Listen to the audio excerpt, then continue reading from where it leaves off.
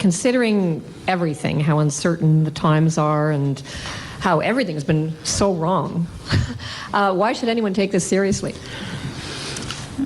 Your plan to get rid of the deficit. Listen, we are in uncharted waters. This is a synchronized global recession. The economists have been wrong in their predictions. In this budget, in fact, we have built in flexibility. Our economic forecast that we're using to budget is below that of the private sector economists. That's because, in my view, we need flexibility. Things could get worse than we're anticipating, and if they get worse, we will do more. We will do whatever is necessary to protect Canada, protect Canadian families during the effects of this global economic recession. In terms of the plan, we're doing two things. One is the ministers will be accountable. The ministers who are going to spend the infrastructure money will report to Parliament in the fall. That's in the budget document, so Canadians will know that the money is flowing, or if there's some problems with flowing it, they'll know why. And as I say, I'm confident the provinces and territories will collaborate well on this. Secondly, the rule is in the budget document. As we come out of recession, the surplus that will be created 4 or 5 years out will be used first of all to pay down the deficits that we will have accumulated during the next several years. That'll be the first rule, the first priority, and we can accomplish that. We have a very good record of paying down debt.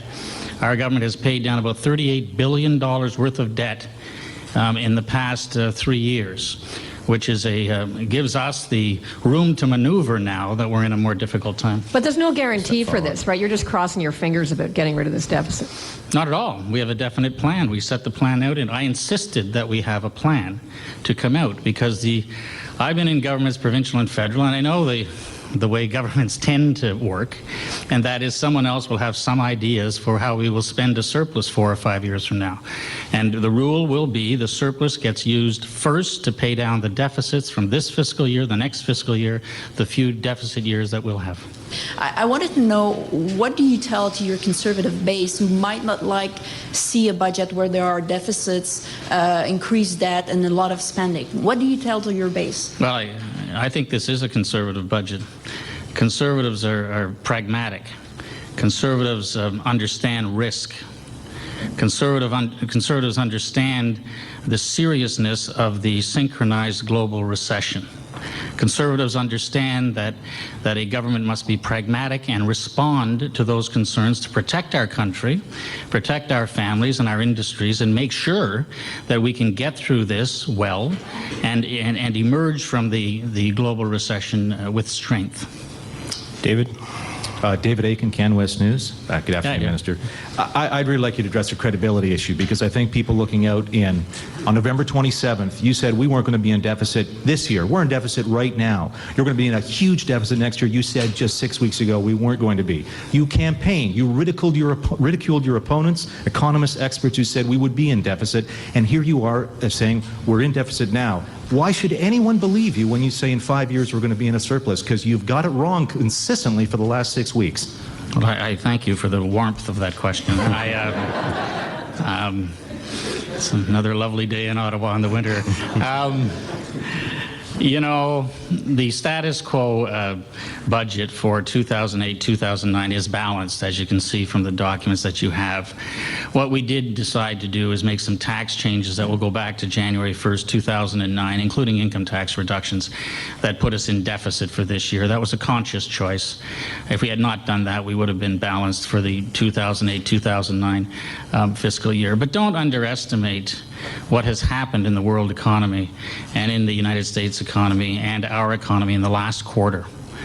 This has been dramatic, and it continues to get worse, so we may have to do more.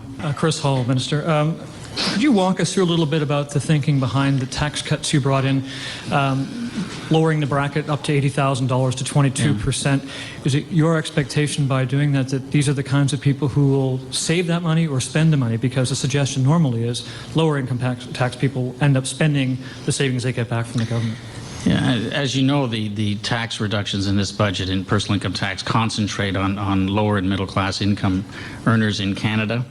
By moving the thresholds, we move toward a a flatter tax system, which is something I seek in the longer run when we can when that is possible.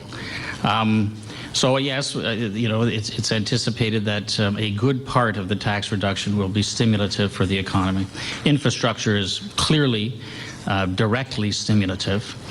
The home renovation tax credit that is in the budget, which is quite expensive, will be directly stimulative, since if a homeowner doesn't spend, they don't get the tax credit.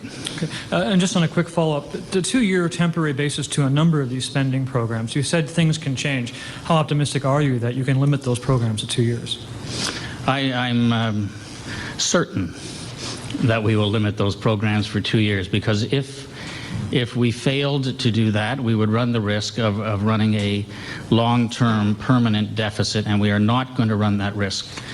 We've spent a lot of time on this budget. It's one of the biggest budgets ever produced by the Government of Canada in a very compressed period of time. And one of the fundamentals here is we will not run a permanent deficit. So it's use it or lose it on the infrastructure. If the provinces or other partners do not use the money, then it will lapse, as they say in government talk, and it will go back, it will stay in the federal treasury, and it won't happen more than 2 years out. I've talked to so far, and they're predicting that nothing will happen to the economy because of your stimulus package until at least the latter part of the year, when the economy is probably at its lowest level right now, contracting at 4.8% according to the bank this quarter. Did you wait too long to put this measure, and do you have a different view as to when this stimulus package will first start being felt in the real economy? No, this is the earliest, if not one of the earliest budgets in Canadian federal government history. Today's January 27th. Parliament just came back yesterday. I don't know how much earlier I could have done it. So we're acting as quickly as we can. The fall economic update is just that. It's a snapshot in time. It is not a budget. It is not an economic plan. This is a full budget, a large budget, a thorough economic plan for the country. Now, with respect to the other part of your question about how quickly infrastructure spending can happen, we're doing a couple of things. One is we're focusing on renovations and repairs, which can be done quickly.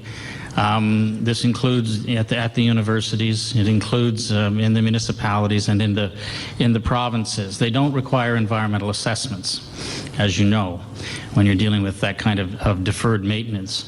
There's that. There's also the reality that we're amending the regulatory process, proposing to avoid duplication, particularly in the area of environmental assessments. And we anticipate that about 90% of the federal environmental assessments will not be necessary. The provincial environmental assessments will cover off many of the small projects in which there's been substantial delay, often about a year in delay, because of duplication of environmental assessments. There'll be no diminution of environmental protection, but there will be a reduction of duplication. Okay, last one, Julian. Do you have a follow-up? Yes. Can you give a breakdown between, you're anticipating 190,000 jobs created or saved. Can you give a breakdown as to how much you're counting on saving, and how many of that are new jobs? Don't have that for you. Let's get that from the officials. Okay, thanks. Thanks very much.